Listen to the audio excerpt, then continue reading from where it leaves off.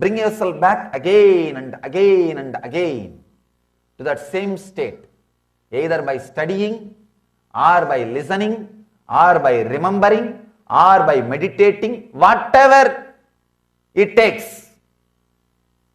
Sometimes remembering will work. Suddenly, nothing need to be done. Just the photograph of the master is enough. You are in tears.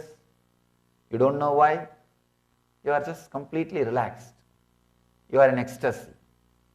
Sometime, talking to brother disciple, talking to somebody who had the experience, who is in the Sangha, who is experienced or little more senior, sometime reading the books, sometime listening to the words, or using all, any one or more than one or all. Use any of this and raise yourself again and again and again to that same state. Please understand, after that enlightenment, I did not need, he told me very clearly, you don't need any other practice.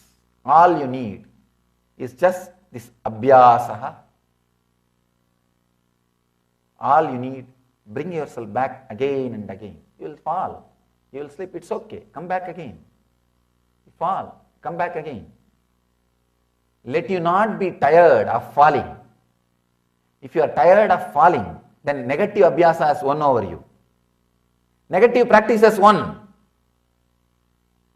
If you are not tired of falling, then positive practice is winning. So either you will become tired of falling, means your negativity has won over you, or you will have the courage to stand up. Your positive energy has won over you. That's all. There is no other compromising. People come and ask me, please give us some technique. There is no technique, only intensity. All technique means what? Indirectly I will be telling the same thing, abhyasa. Now if people come and ask me, how to keep the intensity, Swamiji, give us some technique. If I give them some technique, Swamiji, how to do this technique, please give us some intensity. Then I have to give some more technique. Then they say, no, Swamiji, please teach us how to do the technique properly, give us some technique. Understand, intensity and abhyasa is the one and only technique. All other techniques are different versions of this abhyasa word, that's all.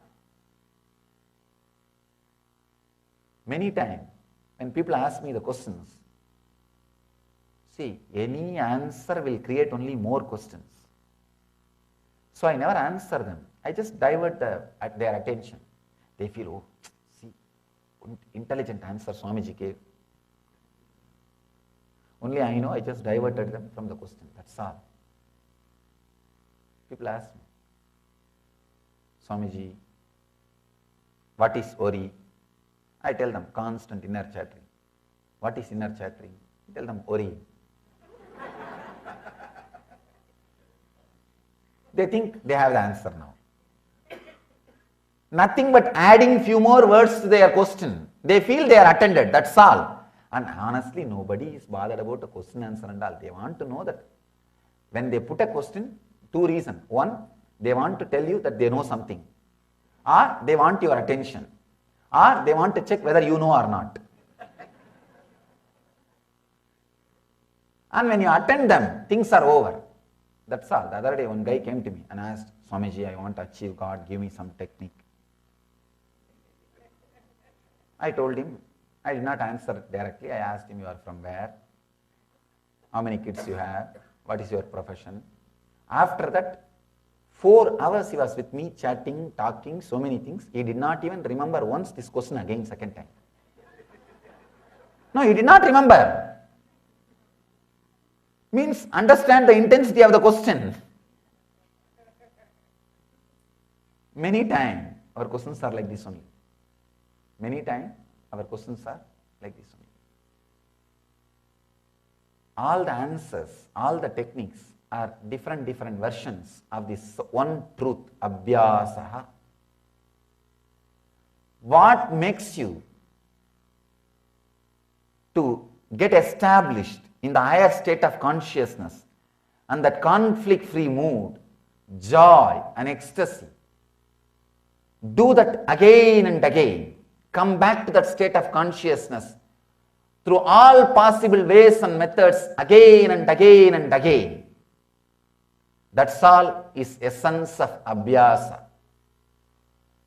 Here, the Patanjali says,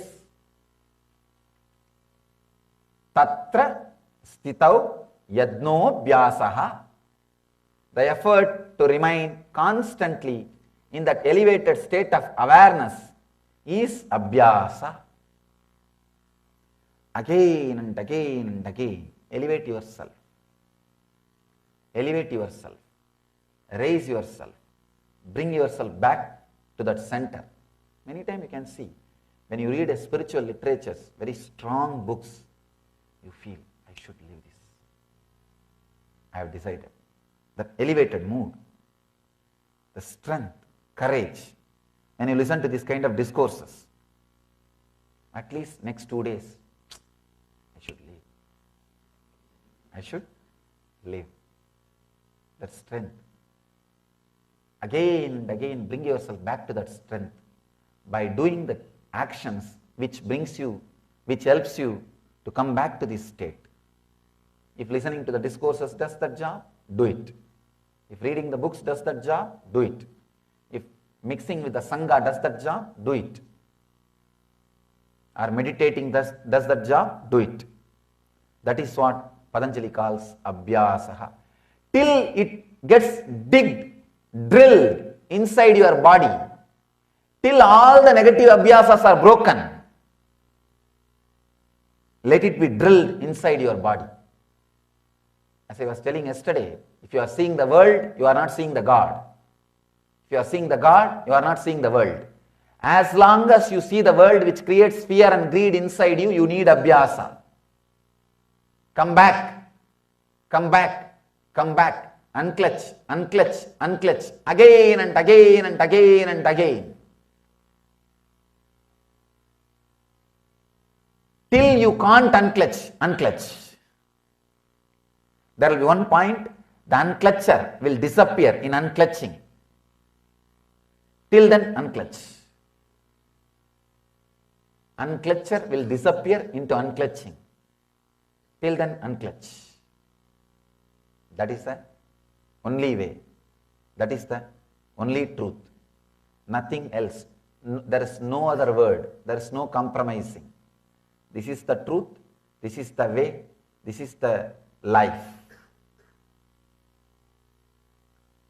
Whatever makes you to live in that elevated state of consciousness, come back. Get back to that by doing it. Live that. Radiate that. There is no other way. There is no other solution. There is no other life. You may feel that I am repeating the same truth again and again and again, because truth has to be repeated till you listen. It is challenge between you and me. No, not even you and me, your unconsciousness and me. It is not fight between your conscious and me. It is fight between your unconscious and me. Your conscious actually wants to be around me. It feels connected. But unconscious, that negative abhyasa creates all apprehensions. Now I have to play with the negative apprehension. Sometime I should behave as if I am not caring for you.